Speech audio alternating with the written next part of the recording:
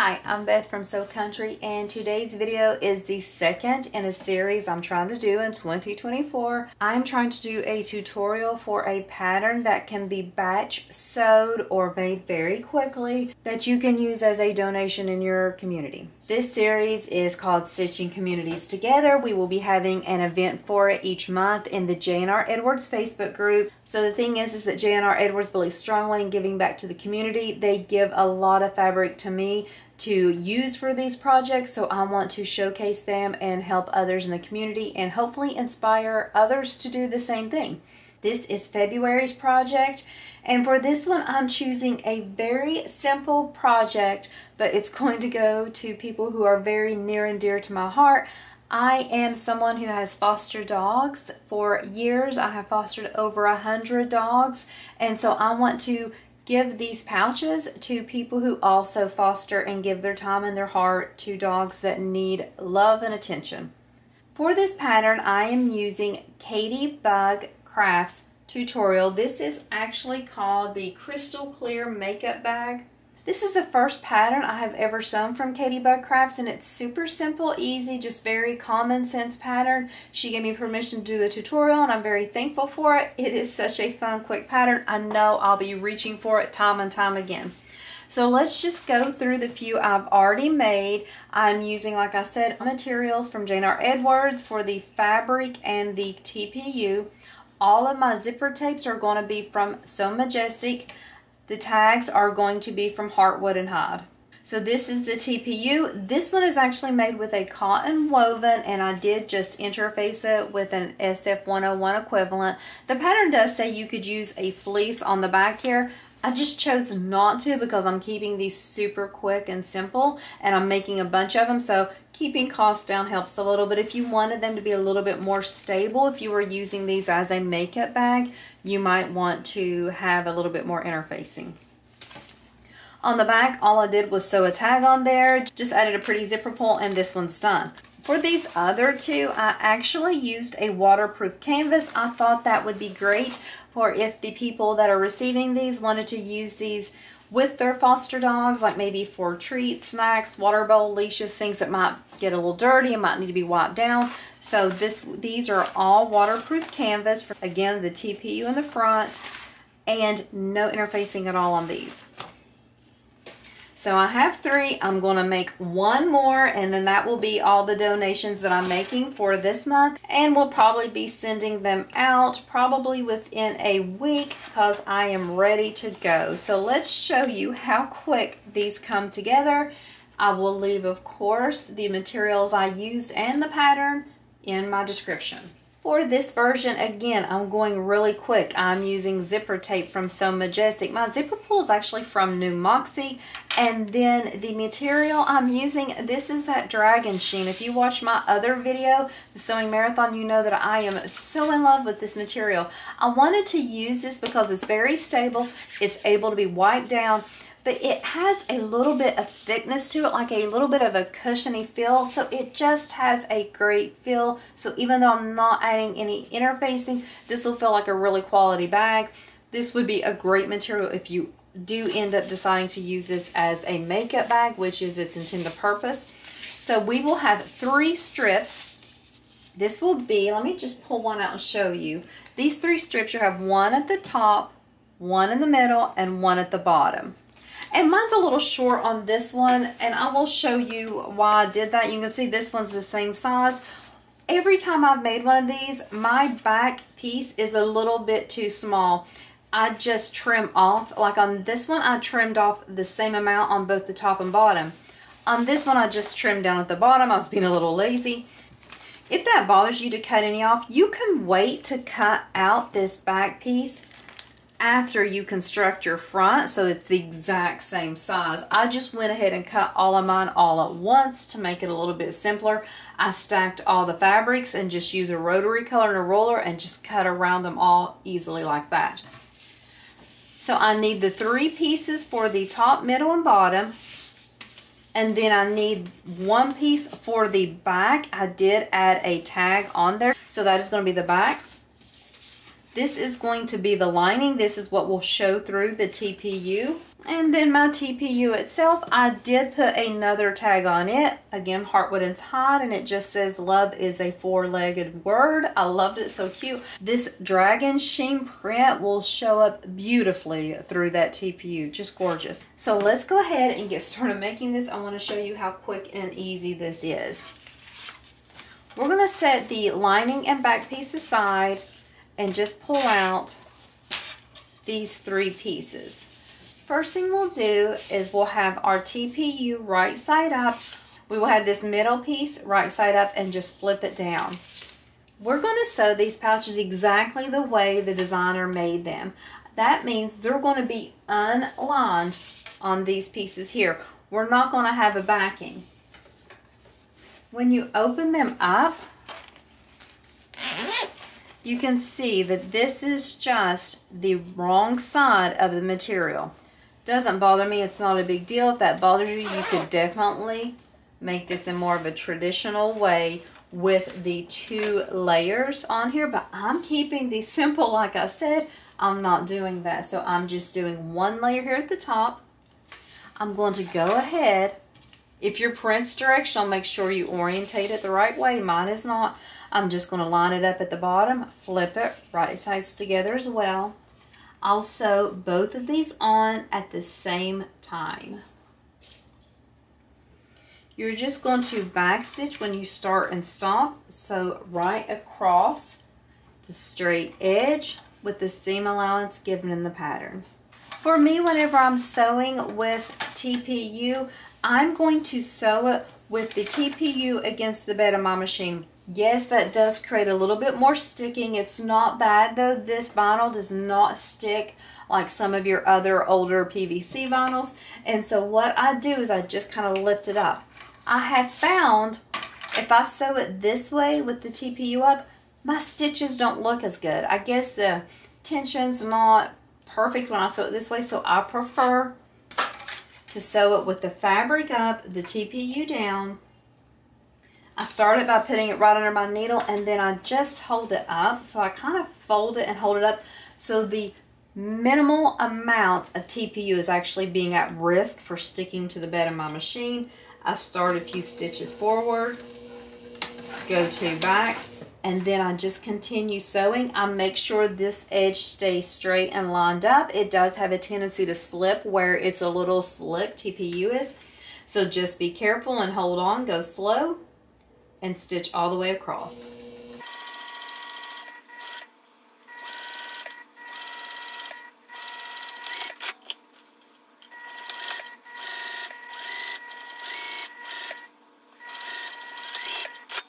So now that I have both of those stitched on, I'm just going to flip this up. The seam is going to stay up also. So whenever I pull this up, I'm going to be able to top stitch on the top of this middle panel, the dragon sheen, not the TPU, and I'll be able to catch the seam allowance underneath it. I'm going to sew about 1/8 of an inch away to secure the seam and this middle panel up. I will also do this on the bottom the same way, so you'll see me flip this piece down, leaving that seam going down too. So we're not doing anything with the seam, we're just laying this piece on top of it.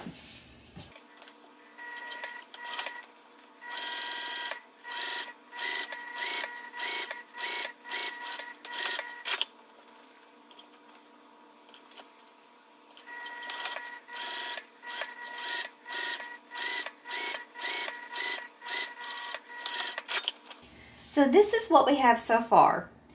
Now that we have this step, we're going to go ahead and pull out our zipper. Again, we're not adding the zipper yet. We're going to go ahead and flip the zipper down so it's right sides together. I like to leave the overhang. I just feel like it's easier to sew with the overhang and then easier to put the zipper tab on, like the zipper pull on later. So let's go ahead and start sewing with that same seam allowance. Again, keeping the zipper lined up with this raw edge here. Of course, you could use double-sided tape if you felt it was necessary. I just feel like that's an extra step for me, and whenever I'm batch sewing, I want to get things done as quickly as possible. So once I have it in place, I just take a few stitches forward again, few back, and I'm just going to sew, watching this edge, making sure I keep proper seam allowance and everything lined up.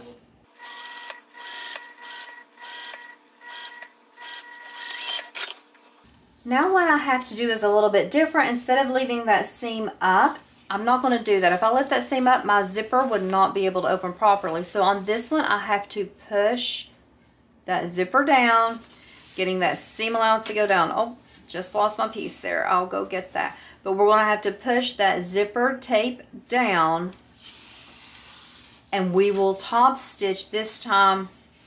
And we're going to top stitch again on this dragon sheen at the top, 1/8 of an inch away, and that way we'll catch the zipper tape and the seam as well. While you're sewing, keep everything pulled nice and tight. Not so much that you're distorting everything, but just so we don't have any loose bumps in there. We just want it to look nice. The way we're stitching across, if we're stitching across a bump, it's going to show, so we don't want any kind of looseness right there with this exact spots we're stitching over. We have this one last piece to attach, and that will complete our front. We are going to take it, orientate it the way we want, and then again just flip it down so it'll be right sides together with our zipper tape. We'll do the same thing we just did.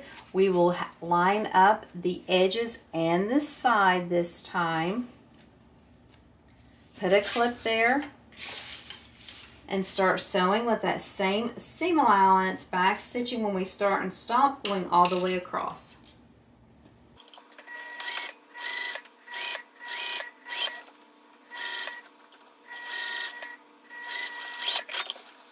On this one, we're going to go back to leaving our seam up and just flipping this up. If you get confused on the seams, just remember we want this zipper opening to be completely free. So if we folded that down or this bottom one up, it would impede the opening of the zipper. So that's what we're doing, just keeping that free and open. I'm going to go ahead and top stitch on this top piece, just like we did before.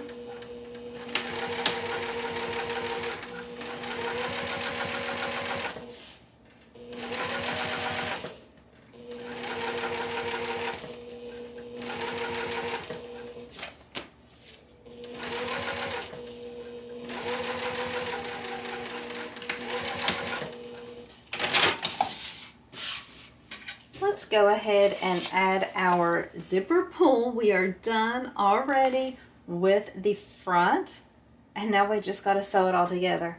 I think I will be making a lot of these, not only for this event here in February, but I can see me making them for all kinds of events, for e-gifts. It's just going to be a great, fun, beautiful pouch. I love it. So let's start by grabbing out this back piece. Make sure it's orientated the right way. This is going to be the top, so you're going to lay it down on the top. I'm going to flip this over just for a minute so you can see how mine always has a little bit of overhang. I'll do better this time by taking the time to center it, so I just lose a little on both the top and the bottom. If you don't want this to happen, just wait to cut out these back and lining piece until this point. The reason why mine is doing this is because I like to have a lot of my zipper tape showing. Let me show you here. You can see how much is showing on mine. If I came in closer and got right up against the teeth, this wouldn't be a problem. But I love to see that zipper tape, so I always have plenty of it showing. Plus, zipper tapes can be different sizes and things like that, so it's a very common thing. Nothing wrong with the pattern. It's just the way it works. You can adjust it by just cutting out your lining and back piece after you already complete your front. For me, I'm just going to trim it a little bit. So let's go back and flip this over. So back to where we were. We have our back piece, the exterior back, right sides up. We have this front, right sides together. That's just like a typical pouch, right sides of the exterior together. But then we're going to come in and we're going to lay this lining piece right sides down as well. If yours is directional, let me see if I want any specific. Yeah, let's do it this way. Yeah. If yours is directional at all, make sure you orientate yours the right way. Everything's going down for mine, so make sure you keep that in mind. I'm going to just clip all this together. What we're going to do is we're going to sew around this with the seam allowance given the pattern. We are going to leave a small opening at the bottom. And when I say small, I mean a pretty good size, but we want to be able to get into it. But like about this much of an opening at the bottom, and then we'll turn it out through the bottom and then close up that opening, and you're already done. These are so fun, so cute, and there's really a lot of ways that you could actually make this even a fancier pouch if you wanted to. Say you're making them for a special occasion, definitely could make them fancier. For me, where I'm just batch sewing them, I'm keeping them super simple. I am going to trim up the top and the bottom just to ensure I get a proper seam allowance, and then you'll see me start stitching here, go all the way around, come back down to here, back stitching when I start and stop. After I do that, you'll see me turn it right sides out.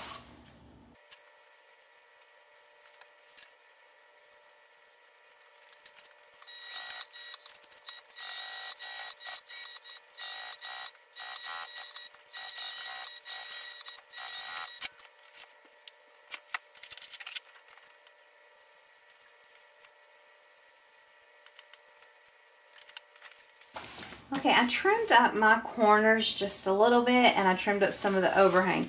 Now when you open this up, you're going to see the 3 layers. I'm going to stick my hand in between the 2 exterior layers. So my front and my back, and that's where I'll start turning it.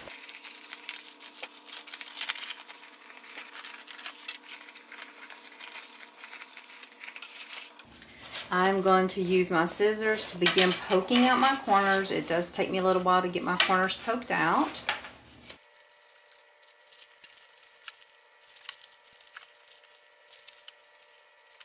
Okay, my corners look pretty good. What I always do is, you can see it's a little poofy. So what I have been doing is I take the time to go around and push out every seam before I close up the bottom. I stick my hand in there, and I really want to kind of separate to where I can even see the stitches a little. I'm going to put these clips around the bag just to kind of help the seams lay flat. Then I'm going to top stitch on both the top and the bottom of this little bag. I top stitch on the bottom because I need to close up my turning hole. And then I top stitch on the top just because I like for the top to look the same, that symmetry. Now you don't have to top stitch on the top, that is up to you. I do not top stitch around the sides because, as we know, sewing on vinyl, especially top stitching, sometimes can look a little bad. Not always, but sometimes, and I just don't feel like it's necessary, and I'm not taking that risk with it not looking just beautiful because this bag looks so beautiful right now. After I get through top stitching, I will take all 4 of these and put them under like some heavy books to kind of flatten them out a little. That is something typically I do with almost all of my pouches, just to get them to lay flat and look nice. I'm going to take this time to thank everybody for all the suggestions and ideas they have been giving me for the future events like this, these future projects. Please let me know in the comments if you have any suggestions too.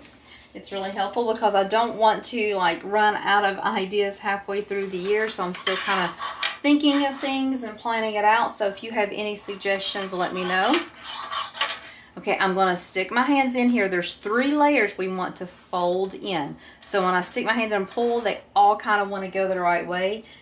I'm going to try to line them up perfectly, but after I'm done clipping, I will look and see if I need to do any adjusting to make sure everything lays flat and is even.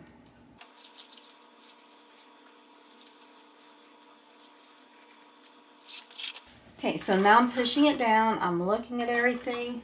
I'm going to put another clip here. Everything looks good. I'm going to go ahead and top stitch the top and the bottom, and then we're done.